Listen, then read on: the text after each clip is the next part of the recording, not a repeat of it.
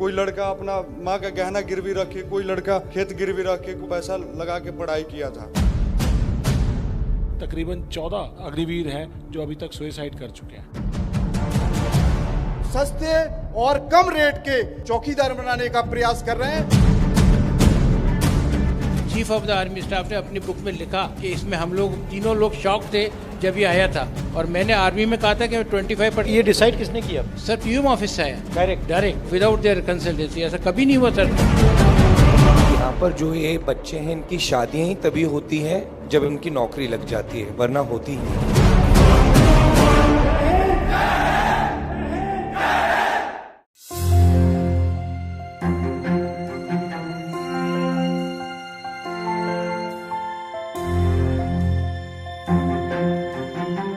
मैं आपकी बात सुनने आया हूं, तो आप अपनी बात रखिए, कोई सवाल हो वो पूछिए, मगर जो आप कहना चाहते हैं कहिए। हमारे यहाँ क्या है, क्रेज है आर्मी का, तो मैंने भी यही ट्राई किया, तो मेरा सारा प्रोसेस हो चुका था। आगे जाके इन्होंने अग्निपथ योजना लगाई और सारा कैंसिल कर दिया सर। यहाँ से कोई मेरे को सेंटर से मैसेज भी नहीं आया था कि आपका ज्वाइनिंग वगैरह आपको दी नहीं जाएगी। 4-5 महीने से हम लोग प्रोटेस्ट कर रहे हैं, हर तरह से मतलब लगे हुए हैं, फिर भी सरकार सुनने को तैयार नहीं है। और अब ऐसा हाल हो चुका है सर कि जंतर मंतर पे परमिशन के लिए जा रहे हैं तो वहाँ से भगा दिया जा रहा है सर। लोकतंत्र में भी हमें अपनी आवाज़ उठाने के लिए जाने पर वहाँ से भगा दिया जा रहा है सर। आखिर हमारी गलती क्या है सर? हमने फौज का सपना देखा था, हमने मेहनत किया था, इसके लिए 4 साल 5 साल मेहनत किया था सर, फिर भी सरकार हमारी भर्ती नहीं कराई। आज हम लोग दर-दर की ठोकरें खा रहे हैं सर। और आप भी प्रोविजनल लिस्ट पे थे? जी सर, बिल्कुल हमारा सारा चीज़ क्लियर था सर।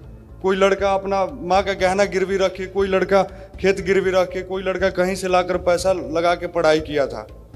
और जब भर्ती रद्द हुई सर, उसके बाद में लड़के के ऊपर कर्ज था, वो प्रेशर झेल नहीं पाया, जिसमें 64 से 65 अभ्यर्थी आत्महत्या कर लिए।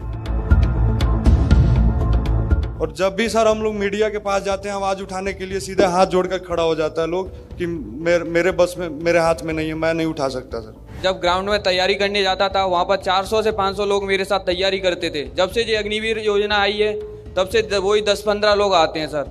हमें सर जो अग्निवीर बन भी गए हैं उनकी कोई शादी नहीं कर रहा है सर। अग्निवीर का दर्जा देता है, अग्निवीर की निगाहों से देखता है, ना कि फौजी की तरह नहीं देखता है सर। और सर अभी हमारे साथ के जो थे वो शहीद हुए, उनको शहीद का दर्जा नहीं दिया गया सर।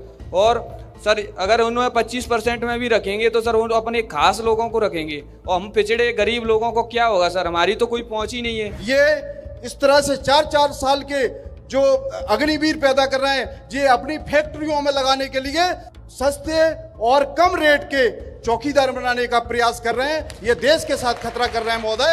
ये आप स्पष्ट करिए कि जब आपकी सरकार आएगी तो आप अग्निवीर को हटा के जो पुरानी भर्ती प्रक्रिया है उसको लागू करेंगे, और हम सैनिकों के जो आरक्षण हक और अधिकार हैं जो हमें पूर्व में मिलते थे कांग्रेस की सरकार में, वो मिले तो हमारे देश की तरक्की और बेहतर होगा। मेन प्रॉब्लम क्या हुई है, हमारी 2004 के बाद जितनी भी पेंशन योजनाएं थी वो सारी बंद कर दी गई हैं। आर्मी के साथ में CST कैंटीन का जो सुविधाएं मिलती थी वो सारी बंद कर दी गई हैं। CPOज का हर व्यक्ति त्राहिमाम है, परेशान है। सर एक बहुत बड़ी बात यह है कि ये जो अग्निवीर सेलेक्ट किया गया है, इसमें तीनों चीफ की एग्रीमेंट नहीं थी उस समय, क्योंकि वो आर्मी में सर्व कर रहे थे, तब उन्होंने कुछ नहीं कहा। जैसे ही रिटायर हुए, chief of the army staff ने अपनी बुक में लिखा कि इसमें हम लोग तीनों लोग शॉक थे जब ये आया था, और मैंने आर्मी में कहा था कि 25%। तो ये डिसाइड किसने किया? सर पीएम ऑफिस से आया, डायरेक्ट NSA। Yes sir.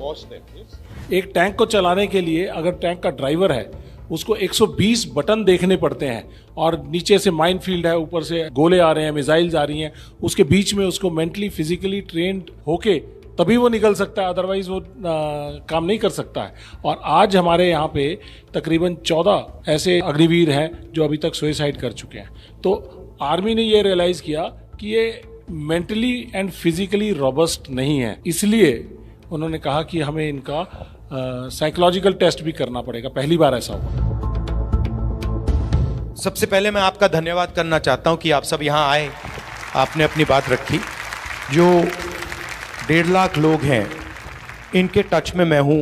आपके रिप्रेजेंटेटिव्स मेरे पास आए थे, दिल्ली में आए थे, यात्रा में मुझसे मिले, और हमारी कोशिश होगी कि हम आपकी पूरी मदद करें।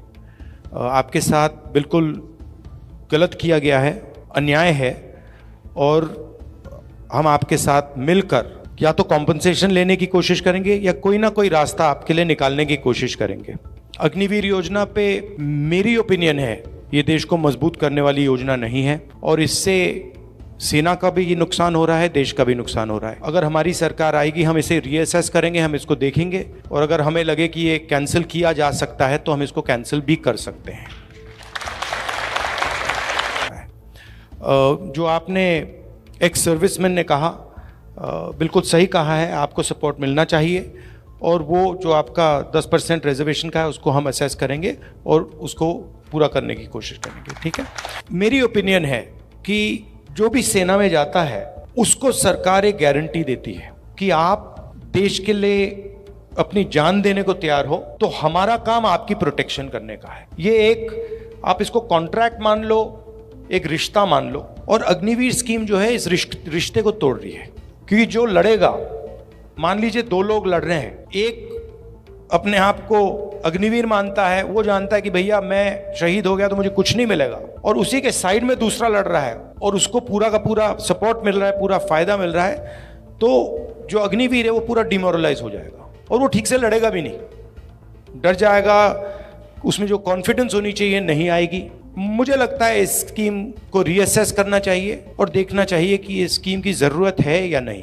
फिर से मैं आपका धन्यवाद करना चाहता हूं। मैं आपको ये बताना चाहता हूं कि जहां भी मैं आपकी मदद कर सकता हूं, मैं और कांग्रेस पार्टी हम आप सबकी मदद करेंगे और हम आपके साथ खड़े हैं।